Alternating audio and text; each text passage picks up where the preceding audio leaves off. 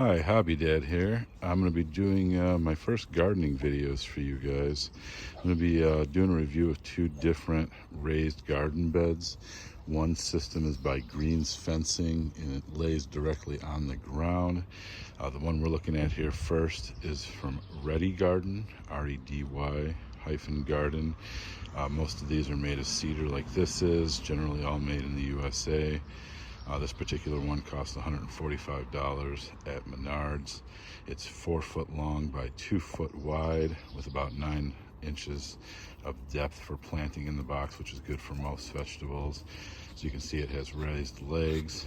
In my instance, one of the benefits is that helps keep it away from critters on the ground.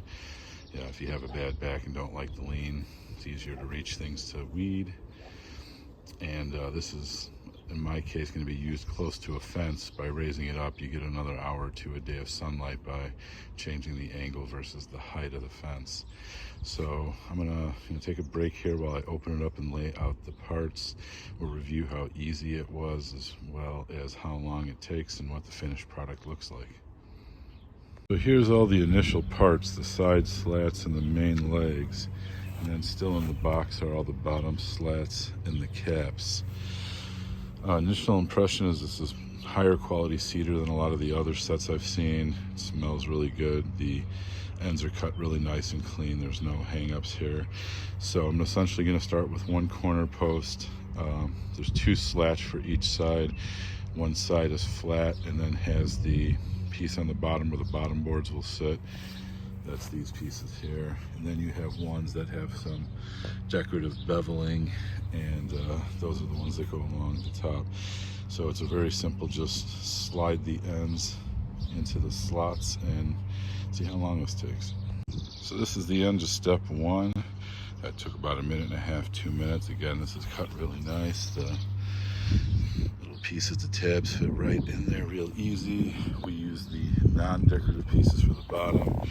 As you can see, you got a lip on the 2 longer boards. You got to make sure in there. So I will drop on the next layer. This is the end of step 1 on the set assembly list. So this is the completion of step 2. That took right around another minute. You can see they put some nice scalloping on the top rim there. And there's still nothing in the bottom. So step 3 is to take all the short boards and lay them across this, and then take the top pieces and screw them into the corner post. All right, just about done here. As you can see, I mentioned it smells great. The dog's over there checking it out. I left one cap off though. A lot of these sets say they're assemblable with no tools, and they technically usually need a screwdriver to put a screw through the top of the cap.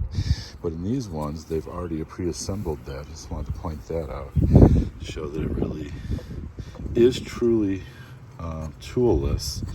This thing looks great. The cuts are amazing. I mean, the only downside is it is fairly pricey for what it is, but this is by far the best assembled, highest quality one of these I've seen on the market. You see the overall product. It's got a great color and smell to it. Love that the caps are nice and decorative, and you got that scrolling along the top. It took about 5 to 7 minutes to put together.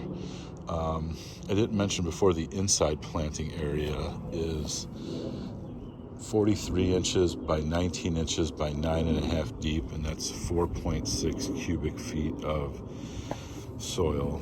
Probably want to use potting soil versus garden soil, but if you used a little garden soil and then added a lot of peat moss and some really good composted stuff to mix it all up, it'd probably be all right too. But so product's highly recommended if you could afford it. Looks great. And then I'll do a follow-up when we add some dirt, and I believe I'm going to use this for a raised bed for strawberries to help keep the critters away from them. Thanks for watching. So here we have the completed bed, completely filled up.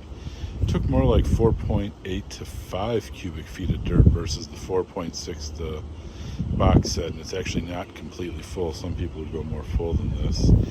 I put 2 sets of spinach, a romaine lettuce, 2 sweet banana peppers, and a lemon boy tomato. I mean, usually you would want more space than that just for a tomato, but when you're growing in beds and containers, you got to go a little bit tighter, and you could generally get away with it because the whole reason a plant needs a big root system is to gather more water and nutrients, but if you're putting extremely nutrient dense and rich soil in here, then watering very regularly and giving it more care than a normal outside crop would get, you kind of make up for that. So hope you enjoyed the video. I'm going to be reviewing a couple other type of products where you make the boxes directly onto the ground and then can potentially dig further down and whatnot and give a comparison.